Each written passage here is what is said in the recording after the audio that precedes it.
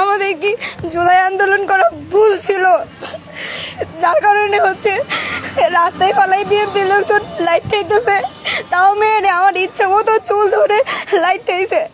ফরিদপুরের নগরকান্দায় ইফটিজিং এর প্রতিবাদ করায় এক কলেজ ছাত্রীকে মারধরের অভিযোগ উঠেছে ছাত্রদল নেতাকর্মীদের বিরুদ্ধে। ভুক্তভোগী বৈশাখী আক্তার থানায় একটি সাধারণ ডায়েরি করে ঘটনার বিস্তারিত বর্ণনা দিয়েছেন। থানায় দেওয়া জিডিতে বৈশাখী জানান তার ছোট বোন চৈতি আক্তার স্থানীয় ফুলছুতি আব্দুল আলম চৌধুরী উচ্চ বিদ্যালয়ের ১০ম শ্রেণীর ছাত্রী। বেশ কিছুদিন ধরে প্রতিবেশী শরীফ ব্যাপারী ও তার সহযোগী কিছু যুবক চৈতির বিদ্যালয়ে যাতায়াতের পথে কুরুচিপূর্ণ অঙ্গভঙ্গি ও মন্তব্য করে আসছিল। এ বিষয়ে স্থানীয় গণ্যমান্য ব্যক্তি মাধ্যমে শরীফকে সতর্ক করা হলেও সে তাতে কর্ণপাত করেনি।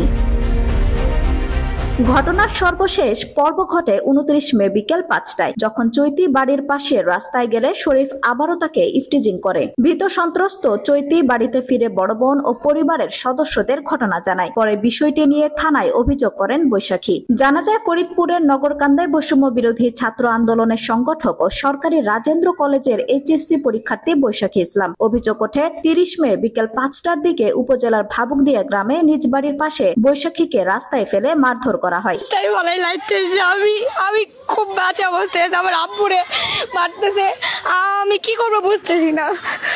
তিনি দাবি করেন স্থানীয় বিএনপির লোকজন চুল ধরে টেনে ও লাথি মেরে শারীরিকভাবে লাঞ্ছিত করেছে। ঘটনার পর সন্ধ্যায় তিনি নিজের ফেসবুক আইডি বৈশাখী ইসলাম বর্ষা থেকে দুটি লাইভে ঘটনার বিস্তারিত তুলে ধরেন। ফেসবুক লাইভে তিনি বলেন, আমি বৈষম্য বিরোধী ছাত্র আন্দোলনের একজন কর্মী। সম্প্রতি একটি ইফটিজিং এর ঘটনার প্রতিবাদ করায় বিএনপির লোকজন আমাকে রাস্তায় ফেলে পিটিয়েছে। তারা আমার বাবাকেও খুঁজছে মারার জন্য। স্থানীয় সূত্রে জানা যায় বৈশাখীর বোনকে একই এলাকার এক যুবক যৌন হয়রানি করে। বিষয়টি এলাকায় জানাজানি হলে সালিশ ডাকা হয়। তার আগেই বৈশাখী থানায় অভিযোগ করেন। এতে ক্ষিপ্ত হয়ে ওঠে অভিযুক্ত যুবকের বিএনপি ঘরানার পরিবার। আঞ্জুম হক আরবি, টাইম নিউজ ডেস্ক।